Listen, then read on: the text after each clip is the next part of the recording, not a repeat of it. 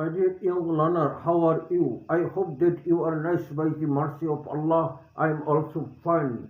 Today I am going to teach you an important topic that is negative. How you can negative from assertive. Assertive থেকে তুমি কিভাবে negative করবে অর্থাৎ affirmative থেকে তুমি কিভাবে নেগেটিভ করে তাই নিয়ে আলোচনা করব। এটা টেন্স ফর্ম সেন্টেন্সে থাকে যারা একটা এটি জটিল একটা বিষয় এবং এটা যদি তুমি পেয়ে যাও তাহলে কি টেন্স ফর্ম সেন্টেন্সে তুমি ভালো নম্বর পাবে, এটা আমাদের শিখতে হবে। আজকে আমরা ফ্লো টুযুক্ত বাক্যকে কিভাবে নেগেটিভ করব। সুপ্রিয় শিক্ষার্থীরা, যদি তোমরা কোনো বাক্যে থ্রো দেখতে পাও, যদি কোনো বাক্যে অ্যাফার্মেটিভ বাক্যে থ্রো থাকে, if you can see throw in the affirmative sentence, then you should write so. You should write so instead of throw. Throw এর পরিবর্তে তোমাকে so বসাই দিবা।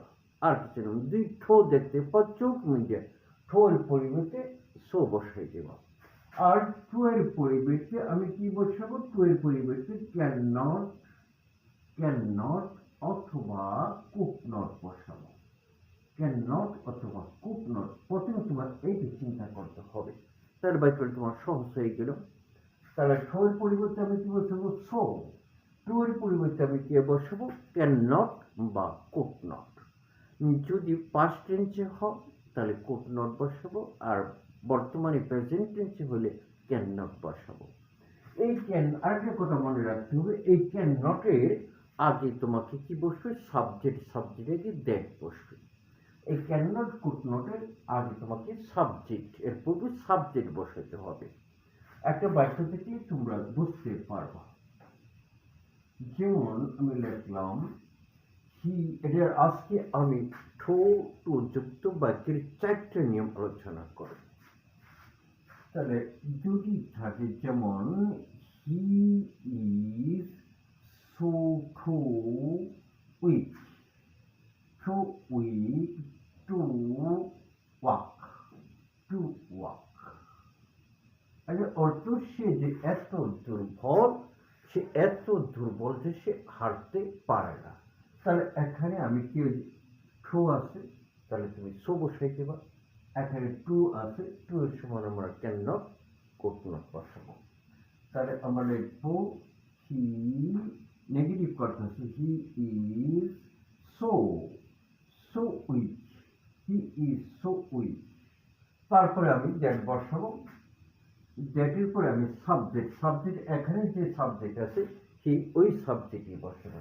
তাহলে হি ক্যাননট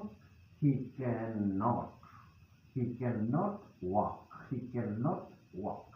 তাহলে সে দেখো যে থ্রোয়ের পরিবর্তে আমি কি বসলাম? সো। আর টু এর পরিবর্তে আমি কি লিখলাম? ক্যাননট।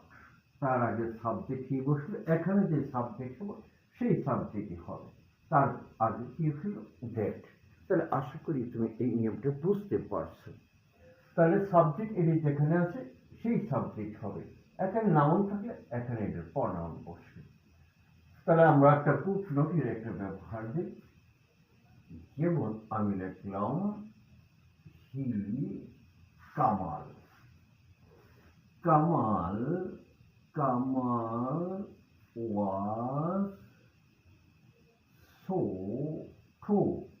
was so dull to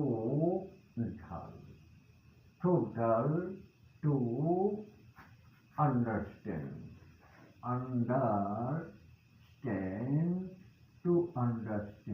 it। দেখো এখানে থ্রো আছে, এখানে টু আছে।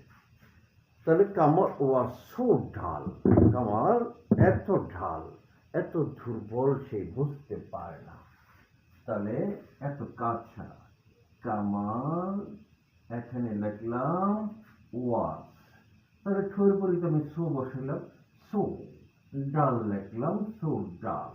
তারপর আমি দ্যাট বসালাম, দ্যাট। টু এর পরিবর্তে সাবজেক্ট বসাও। কামালের প্রনাউন কি? হি। এখানে কামাল আছে, প্রনাউন সাবজেক্ট হি বসবে, হি কুড নট বসবে, he could not. He could not understand. He could not understand. He could not understand it. এখানে কুড নট বসলো কারণ এখানে ওয়াজ আছে। ওয়াজ থাকলে কি বসবে? কুড নট বসাইতে হবে, এটা পাস্ট টেন্সে আছে। তাহলে এই নিয়ম আমরা বুঝতে পারলাম যে ছোট থাকলে কি বসবে। এখন এদের আরেকটা নিয়ম আছে, যেমন আমি বললাম যে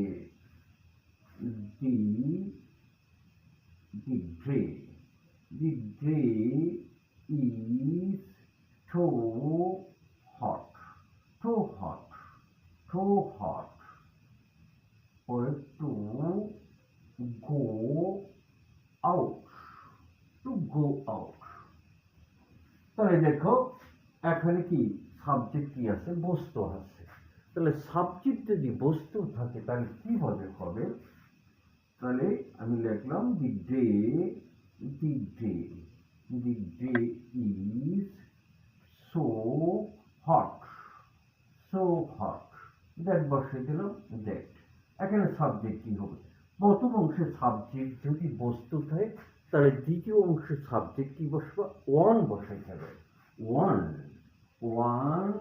ক্যান নট গো আউট।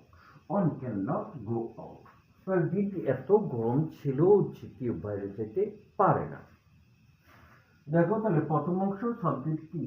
বস্তু। তারপরে দ্যাটের পরে সাবজেক্ট কি হবে? ওয়ান বসবে। দ্যাটের পরে সাবজেক্ট ওয়ান। আর সব নিয়ম ঠিক আছে। এই গেল আমার দ্বিতীয় নিয়ম। এটা আরেকটি নিয়ম আমরা আলোচনা করবো। তৃতীয় নিয়মটা কি হবে? দেখুন তৃতীয় নিয়মটা আমরা আলোচনা করব। যেমন হি ইজ উইকার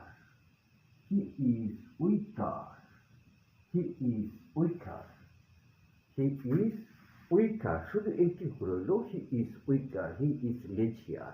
তাহলে এই বাক্যটা হি ইজ টু উইকার। তাহলে আমি এই বাক্যটা কিভাবে নেগেটিভ করব?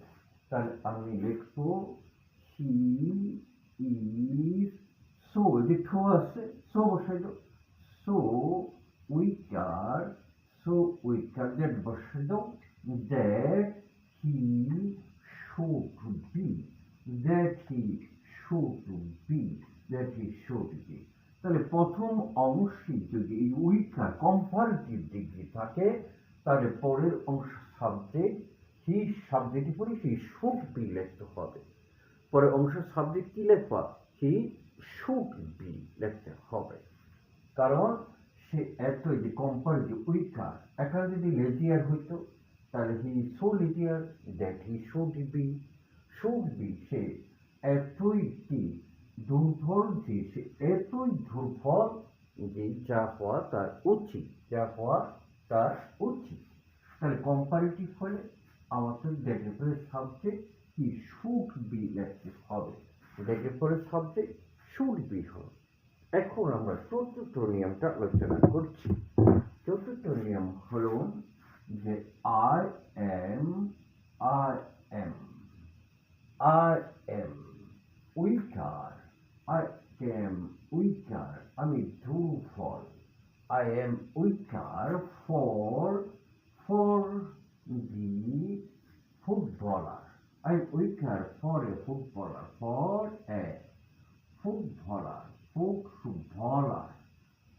footballer. তাহলে I am weaker এরকম যদি থাকে, আমি ফুটবলের জন্য একদম দুর্বল, তাহলে আমি কি লিখবো? For weaker. যেমন পরের দিন আমি কি বসাবো এটা দেখো। I am weaker পরে আমি কি লিখবো? দ্যাট, যেটা আমি দুর্বল, যে আমি একজন ফুটবল খেলোয়াড় হইতে পারি না।